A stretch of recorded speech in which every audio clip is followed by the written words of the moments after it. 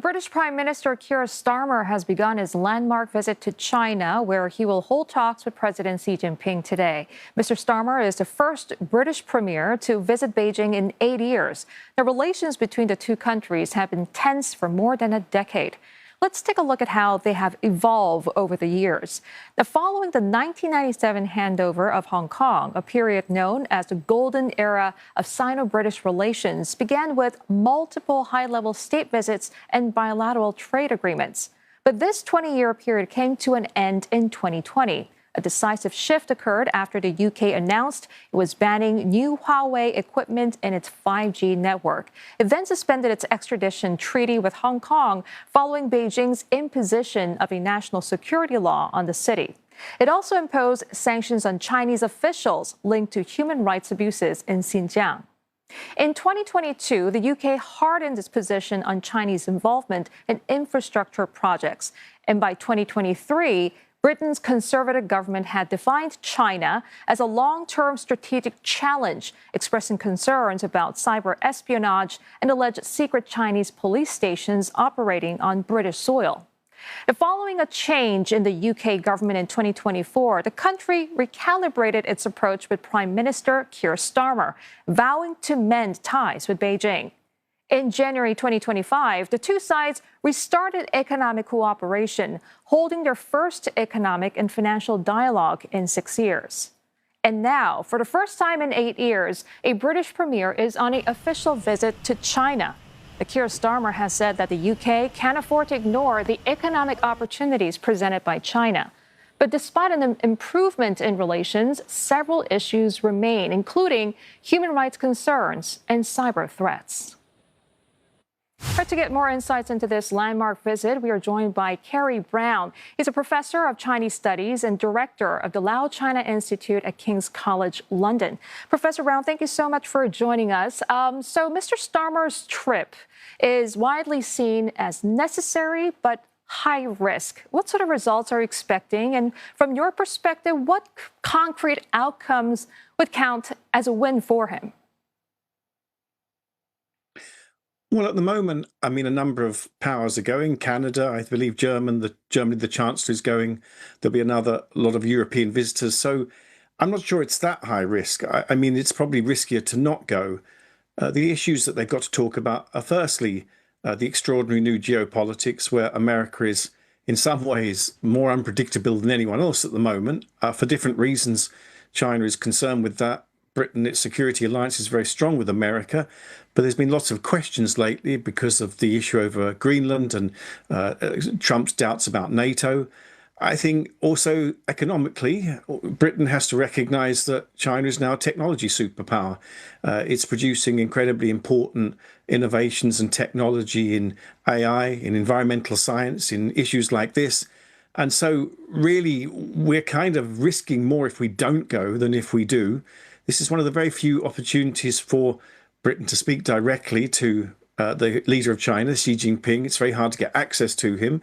And so it's important at the top level to kind of create a more, kind of constructive and pragmatic relationship. We have big differences, of course. We've always had big differences. Britain and China have been arguing for a long, long time. But actually, on fundamental issues, environment, AI, things like this, we agree more than we disagree, and so we can use that as a basis to try and up our other collaborations and be clear of where we want to work and where we don't want to work. Well, Professor, realistically, how close can China become with the UK? I mean, does it think it can pivot the UK away from the US, return to the so-called golden era that the Conservatives had, or perhaps a new thawing of this ice age with the Labour? Well, Britain's got to be consistent. I mean, we've been really, really inconsistent in the last decade.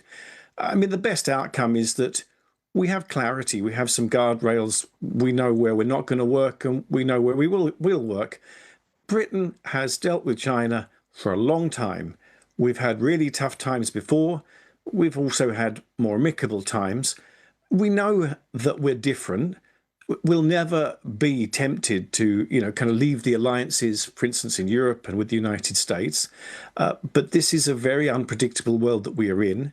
And Britain has sovereign interests in things that will help its economy. Our economy has been very challenged for a number of years.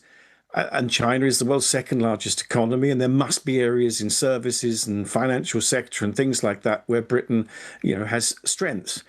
I think we also have to remember that for China, its domestic challenges are serious. Environment, the economy is going through a lot of stress. The demographics are going to be increasingly difficult. Therefore, it too is looking for pragmatic relations rather than just asserting that it's all dominant and able to do whatever it wants. This is the moment really when we can maybe clarify what the new geopolitics will look like, at least for the UK and China. Okay, so for China's perspective, what's their key prize in these talks?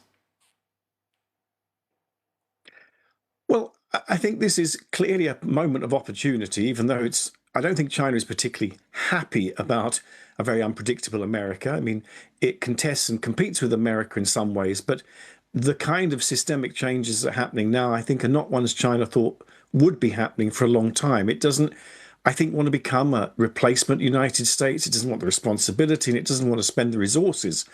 I think with meetings like that with Britain, it is good for China's reputation to look like it's at least doing amicable deals, and it's trying to be, kind of a bit more easy to deal with. It's never going to be an easy partner, but this is an opportunity for China to change its reputation, to enhance maybe the kind of sense that it's a partial global cooperative power.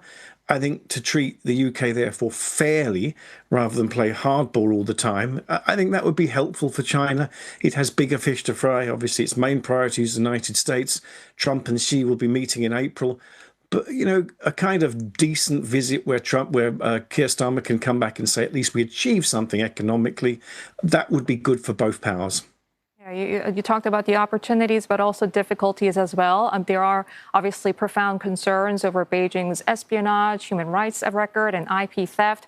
What could likely derail this tentative UK-China reset, and what sort of safeguards would the UK need to prevent that? Well, I think obviously a lot of pressure from the United States still has huge influence in Britain. And if there are deals that are signed in areas where the United States feels that these jeopardize its relations with Britain and are a problem, then we have an issue. Huawei, you referred to earlier, really that was okay in Britain until the United States expressed discontent. For Britain, I mean, we need to know what we're protecting. We are a mid-ranking power. Sure, we have importance, but to be honest, China is not interested in bringing down the British state. I don't think it wants that. It's interested because we're a member of NATO, because we're an ally of the United States, part of the Five Eyes intelligence sharing agreement. We therefore sit at the heart of some security relationships China's interested in. But I don't think Britain should become paranoid. I don't think China has a massive, massive desire to deeply embed itself in the British state. It has its own problems, as I said earlier. Those are significant problems. I think it's going to be preoccupied with those for a long, long time to come. I don't think it's therefore seeking to usurp or, kind of upend the British political system. All right, many thanks for that. Kerry Brown, there, director of Lau China Institute at King's College London.